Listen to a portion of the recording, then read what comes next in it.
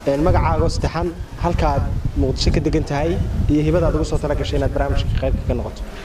magacaygu waa Bilqarax Macali degan degmada Wardhigley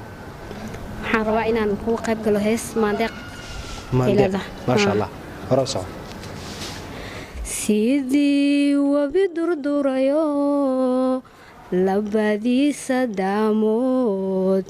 doogii ka soo baxay dacaladu isdhaafeen laamaha dushiisana shimbiruhu ku doodeen ama dayrsamaado dadku nabad ku wadayaal dunyaduna fooftoho ku dareertay hawdkii ku doonayayo anigana daraada indhihii idaalin waan ku doonayayo adigana daraada indhihii idaalin nafta ku diyaare ragga kan ka doorto hadmaan dadabgalayna sidii dayr cad ramado doox rays leh joogto duhurkii markay tahay mayay dihani uuday dambeetada la marayo durdurada dhasheedii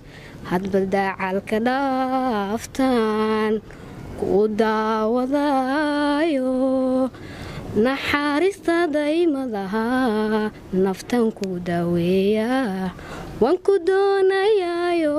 adigana daraada indhihii idaalin ku doonayayo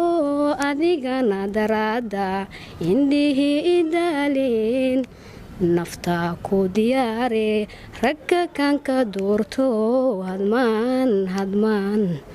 hadmaan dadabgalayna عوان دذب قلينا anigu waxaan ku leeyahay bulsho yahay balkaalayo bishaarada beri ubaxa kacayo bilkhayr sidoo kale bilkhayr بالخير أحمد علي أنا جنا دنكيجا ها